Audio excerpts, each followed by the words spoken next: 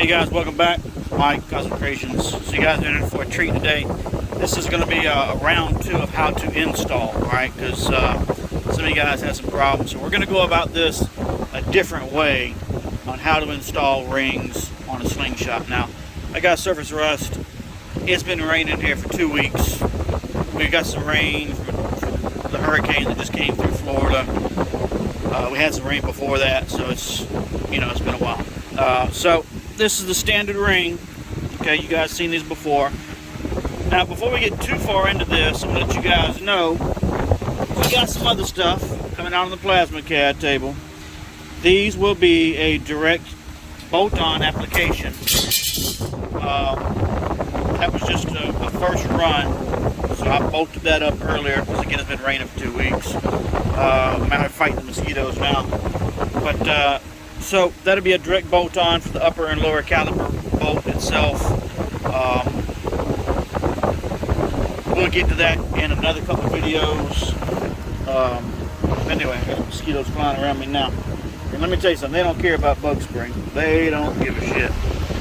So anyway, I needed to redo the lights on my sling only because they were white PCB, which I don't use anymore. I used those originally because it was some extra stuff I had left over and I needed to get rid of.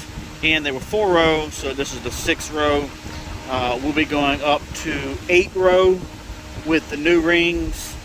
We can actually go to probably a 12 or 14 row depending on how we do it. So for all you big ballers out there, and as always, let me say, these will be priced a lot less than what's currently on the market,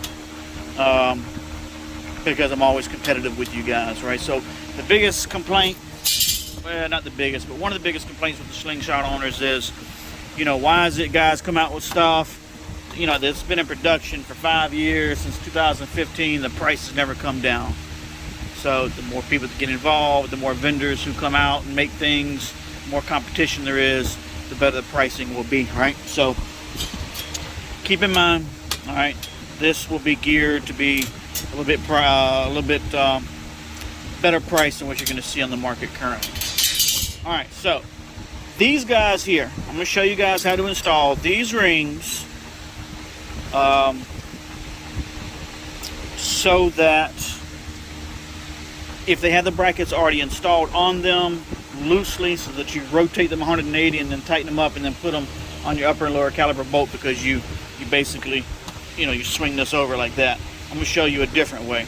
And so the other way, what we're going to do is we're going to take our 2 brackets, all right, and we're going to put these on the caliber bolts here.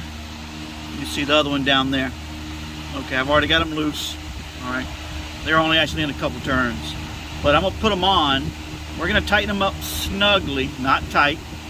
I'm going to show you what it'll look like and how to go about doing this a little bit different way to maybe help some other people. So hold tight, we'll be right back.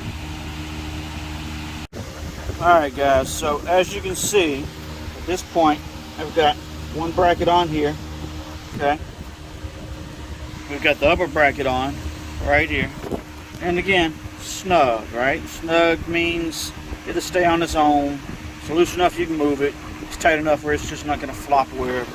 Alright, same thing here, okay? So now what we'll do is we'll take our ring here. We're going to sit it just on the top one for right now. Alright, I'm one-handed, so kind of bear with me. It's going to be easier for you guys because you got 2 hands. Basically, if I take this ring and I position it just, and sometimes you can move the brackets depending on how you want it. About right there is about perfect for me that I'm going to get with 1 hand here. Okay, that's pretty much centered.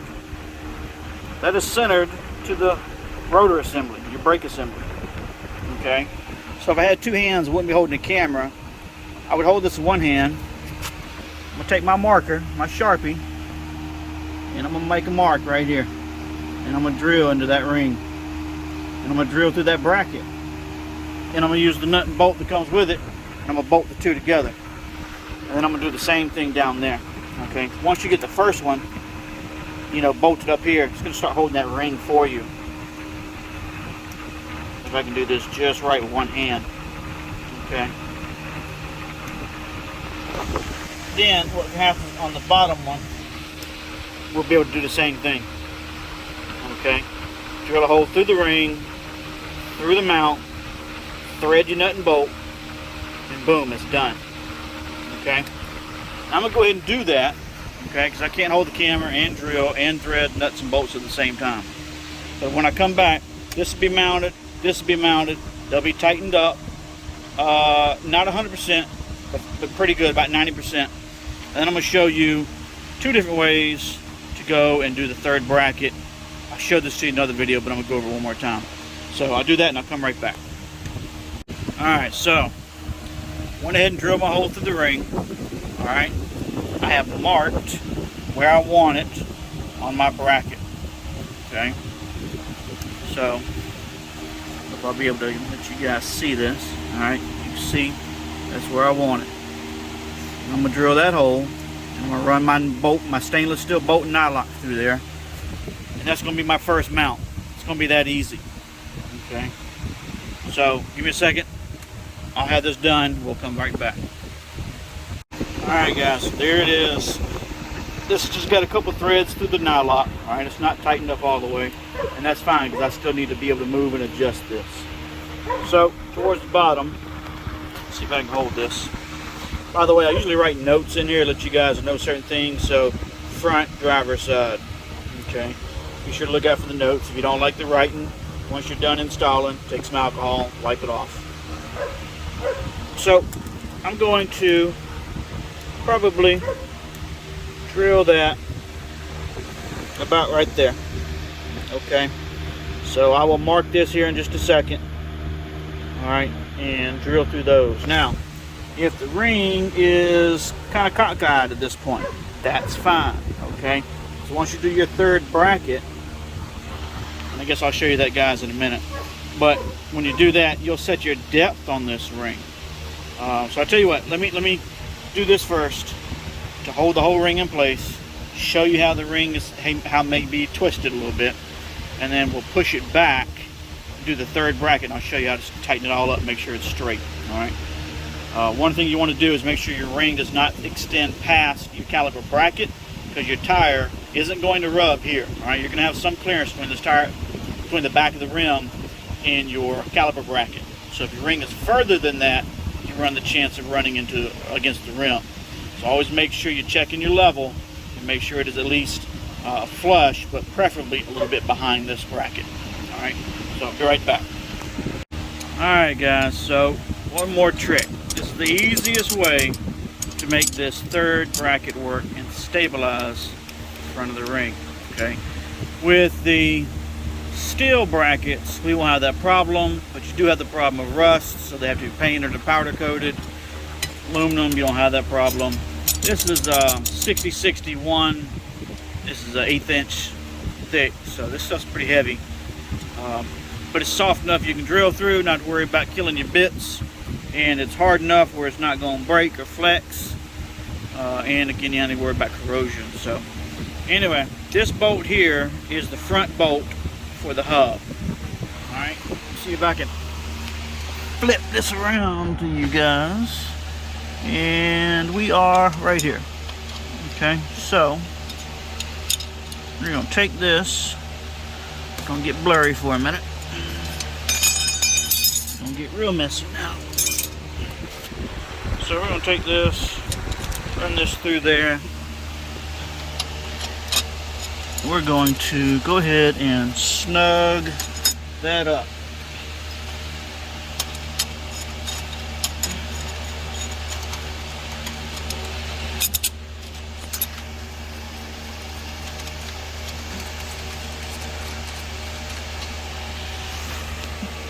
See if I can get that focus. Alright, so you just want that snug. With that sticking straight out, alright, parallel to the ground, you can then push your ring in. Well, you ain't really got to push it in, but to mark it, you probably want to. So, alright, so my Sharpie has disappeared. Let me go find it. Basically, we're going to mark right here. at the edge of where those two meet. And that's where we're going to make our bend. 90-degree bend. Okay? So give me a second, I'll be right back. Alright, so as you can see, I've already marked it. But basically, you see how that works. Alright? So now what we're going to do, we're going to take this bracket off. I'm going to put this in my bench vise. You can do it over a countertop. You can do it over any ledge. You can do it off of a 2x6, a table, anything like that. And now I use dead blow hammers. They don't bounce back. And you can heat this up, or you can do it, just tap it over. Don't beat the hell out of it. But you just tap it over, make it into a 90. And then we're going to, once we have it coming this way, then we can push this ring back on top of that L bracket, okay, drill a hole through it, and then we're done. Alright, then we get into the wiring process. So I'm going to do that, I'll be right back, and we'll keep moving. Alright, so, as you can see where my mark is, you can see where I bent it, 90 degree, alright, just 90 degrees, straight corner. Doesn't have to be straight cornered, just best you can get it. If you don't have a bench vise or anything you can bend it with to get precision, it's going to be okay, because you're not bending, you're not going to mount it into the bend, you're going to mount it before the bend, somewhere in here, okay? So again, making sure that the rim is either flush with the hub, behind the caliper bracket, which mine is. I don't even have to really push it back any, but if you wanted to, you could push it back, okay?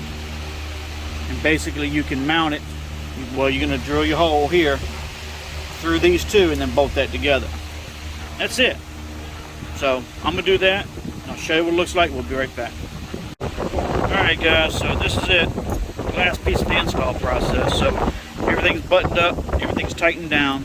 For these nuts, by the way, the Di-NOCs, you guys can either use a 9mm or you can use 11/32. Both will fit. Technically, 11/32 is correct because they're standard, not metric. But both will fit. As you can see, everything is solid. This ring's not going nowhere. Alright. So, that's what it looks like. I'll follow up with the wiring process here in a little bit and we'll keep going. Alright guys, so as you can see, we got the passenger side put on. Same process, okay. I put the top bracket on, I put the bottom bracket on, get them snug, put the ring over it, figure out where I want to drill my hole through that bracket in correlation with how far I want this ring backed off of the caliper bracket, okay? Because your rim can't touch this, which means you can't come any more forward than this, okay? So I'm probably about a good, where am I at? I'm a good 3/4 of an inch past this bracket, behind it. So I won't have any issues with clearance, okay? Bolt them together, get them snug, top and bottom.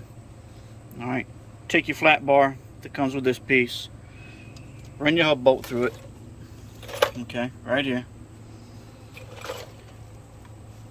Mark it like I showed you in the last one, bend it, same thing, drill your hole through it, run your nut and bolt through it, tighten everything down at that point, okay, and your ring is stable.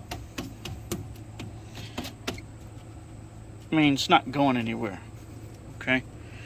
And then be sure to torque your caliper bracket bolts and your hub bolt.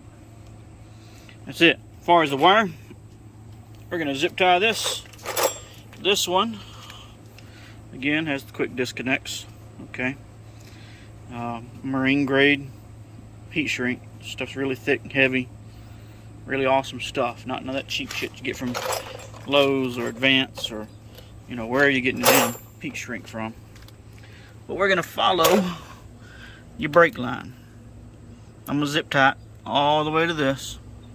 Okay, it's going to go up that way and underneath the frame, and it's going to meet the driver's side up under the power steering pump just like I showed in the last install video where we installed these a little bit differently. This is the alternate way of being able to do that. I think that's going to be a little easier for some people. It'll plug into 2 more quick disconnects. This is, I think I put male on this. Yeah, so we got male on the rings, female on the harness. It's going to plug in, and then that wire is going to run down the chassis all the way to the battery compartment. For the 2021s, we're going to do something a little bit different. Alright, because their battery is about right here, whereas 15 to 19 is back there in the back underneath and behind the driver's seat. But anyway, so this is how it looks. You know, again, you're not gonna lose anything. It's nut and bolted together. It's not gonna fall apart on you. I know you got a lot of haters out there, and I'm sorry if you guys bought some cheap rings where they were just probably pop riveted together or silicone glued together, or however your cheap shop did it. Alright, everything here is stainless steel, so you don't get no rust. Aluminum on some rings like these. The other rings I showed you yesterday will be steel. Those will rust. They have to be painted or powder coated. Okay. Downside is on these, it takes a little bit longer to install because you got to set your brackets up and then drill your holes. But they're a lot cheaper. Okay. They work just as good, if not, in my opinion, better.